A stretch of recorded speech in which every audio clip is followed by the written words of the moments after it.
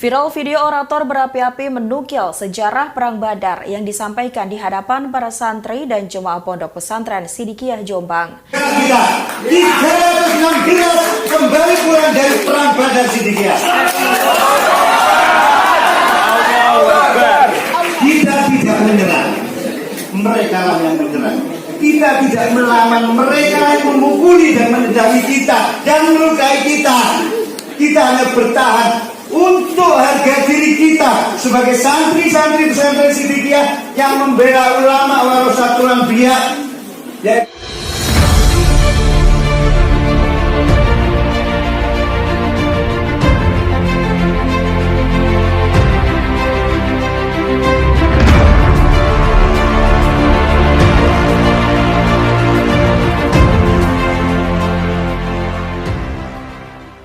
Tolong dibuka. Oke, saya ulangi 3 kali. Pak Khairul, tolong dibuka. Kalau sudah dijanjikan. Oke, ini nanti kita akan masuk ke dalam. Ini kami berdasarkan surat perintah.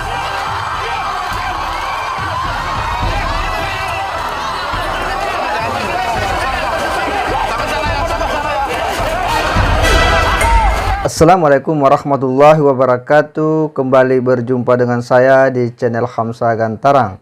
Sahabat sebangsa dan setanah air di mana saja Anda berada.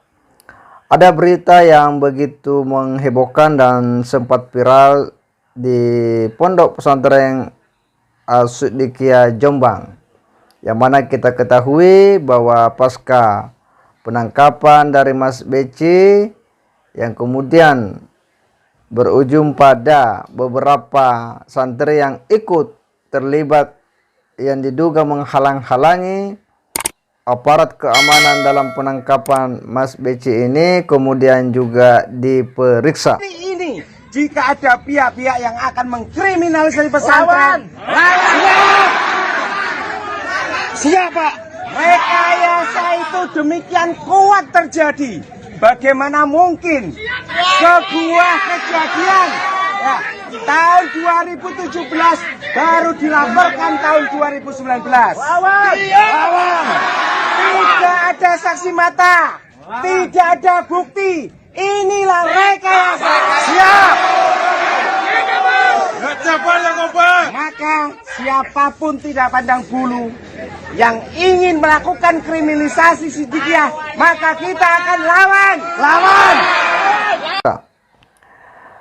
Nah, pemeriksaan itulah yang kemudian pada sore hari ya Jumat, pimpinan pondok pesantren, pengurus pesantren lalu kemudian memberikan pidato yang cukup berapi-api, yang begitu bersemangat, yang kemudian mengurai tentang sejarah Perang Badar.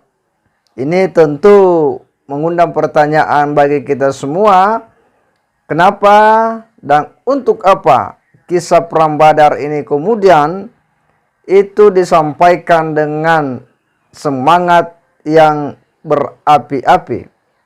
Sementara ya kita ketahui bersama bahwa semangat Perang Badar ini selalu diangkat oleh orang-orang dalam situasi genting ketika kita dalam suasana melakukan perlawanan atau ada situasi-situasi yang kemudian mengharuskan kita untuk membangun semangat perjuangan. Lalu ini kemudian dikumandangkan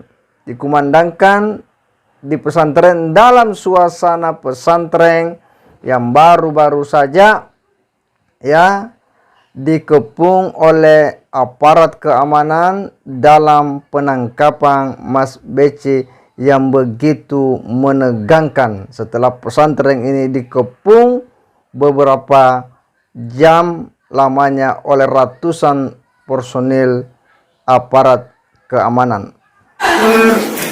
Selamat datang dari sebuah malam yang panjang. Selamat datang dari campur aduknya rasa kegelisahan, ketakutan dan kemarahan. Perang Badar yang pernah dialami Rasulullah bersama dengan 313 pasukannya melawan 1000 pasukan kafir yang bersenjata lengkap. Seperti itu juga kita 316 kembali pulang dari Perang Badar Sidikiyah.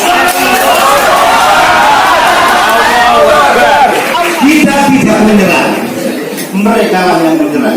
Kita tidak melawan mereka yang memukuli dan menendang kita, yang melukai kita. Kita hanya bertahan untuk harga diri kita sebagai santri-santri pesantren Sidikiyah yang membela ulama warasatul anbiya, yaitu beliau sama guru kita Bapak Kiai Muhammad Muhtar Mufti Syekh Muhtar Al-Mustafa. Dan kita juga mempertahankan pesantren kita yang telah dimasuki mereka yang hati nuraninya tertutup itu.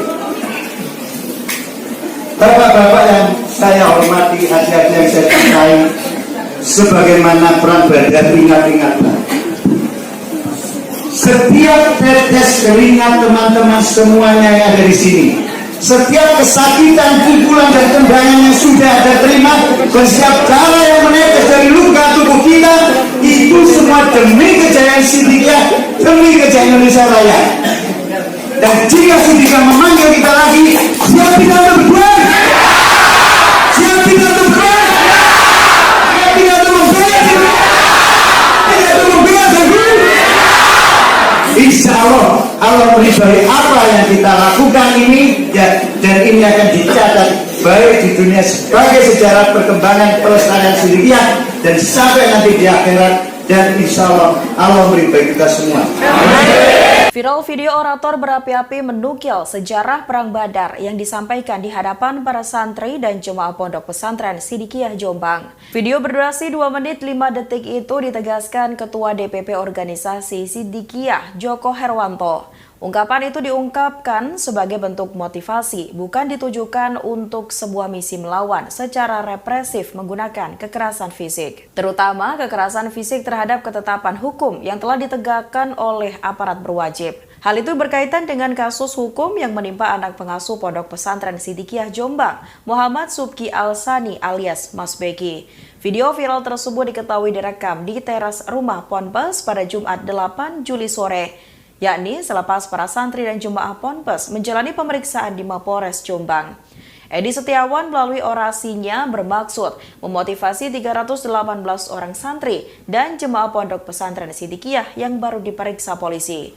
Edi Setiawan merupakan salah satu pengurus Ponpes yang berniat membangkitkan kembali motivasi santri dan jemaah untuk tetap semangat menuntut ilmu dan tidak lagi bersedih.